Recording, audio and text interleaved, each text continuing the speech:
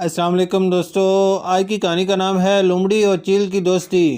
دوستو بہت پہلے کی بات ہے، ایک لومڑی ایک چیل کی سہیلی بن گئی، دونوں میں دوستی ہو گئی اور وہ روزانہ ملنے لگے۔ ایک دن لومڑی نے چیل سے کہا، کیوں نہ ہم پاس رہیں، پیٹ کی فکر میں اکثر مجھے گھر سے دور رہنا پڑتا ہے، جس کی وجہ سے میرے بچے گھر میں اکیلے رہ جاتے ہیں، جبکہ میرا پورا دھیان بچوں میں لگا رہتا ہے۔ کیوں نہ تم یہیں کہیں پاس ہی رہو، کم از کم میرے بچوں کا تو خیال رکھو گی۔ چیل نے لومڑی کی بات مان لی اور آخرکار کوشش کر کے رہنے کے لیے ایک پرانا پیڑ تلاش کر لیا، جس کا تنا اندر سے کھوکھلا تھا، اس میں سوراخ تھا۔ دونوں کو یہ جگہ پسند آئی۔ لومڑی اپنے بچوں کے ساتھ سوراخ میں رہنے لگی اور چیل نے پیڑ پر اپنا بسیرا کیا۔ کچھ عرصہ بعد لومڑی کی غیر موجودگی میں چیل جب اپنے گھونسلے میں بچوں کے ساتھ بھوکی بیٹھی تھی، اس نے اپنا اور اپنے بچوں کا پیٹ بھرنے کے لیے لومڑی کا ایک بچہ اٹھایا اور گھونسلے میں جا کر خود بھی کھانے لگی اور بچوں کو بھی کھلایا۔ جب لومڑی واپس آئی تو ایک بچہ غائب پایا۔ اس نے بچے کو ادھر ادھر بہت تلاش کیا مگر وہ نہ ملا۔ آنکھوں سے آنسو بہنے لگی۔ چیل بھی دکھاوے کا افسوس کرتی رہی۔ دوسرے دن لومڑی جب جنگل میں پھر شکار کرنے گئی اور واپس آئی تو ایک اور بچہ غائب ہو گیا۔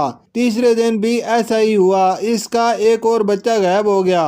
چیل لومڑی کے سارے بچے کھا گئی۔ لومڑی کا چیل پر شک یقین میں بدل گیا کہ اس کے تمام بچے چیل ہی نے کھائے ہیں، مگر وہ چپ رہی، کوئی گلہ شکوہ نہیں کیا، ہر وقت روتی رہتی اور اللہ سے فریاد کرتی رہتی، اے اللہ مجھے اڑنے کی طاقت عطا فرما تاکہ میں اپنی دوست نما دشمن چیل سے اپنا بدلہ لے سکوں۔ اللہ نے لومڑی کی التجا سن لی اور چیل پر اپنا قہر نازل کیا۔ ایک روز بھوک کے ہاتھوں تنگ آ کر چیل غذا کی تلاش میں جنگل میں اڑ رہی تھی کہ ایک جگہ دھواں اڑتا دیکھ کر جلدی سے اس کی طرف لپکی۔ دیکھا کچھ شکاری آگ جلا کر اپنا شکار بھوننے میں مصروف ہیں۔ چیل کا بھوک سے برا حال ہو رہا تھا، بچے بھی بہت بھوکے تھے۔ وہ صبر نہ کر سکی، ایک جھپٹا مارا اور کچھ گوشت اپنے پنجوں میں اچک کر گھونسلے میں لے گئی۔ ادھر بھنے ہوئے گوشت کے ساتھ کچھ چنگاریاں بھی چپکی ہوئی تھیں۔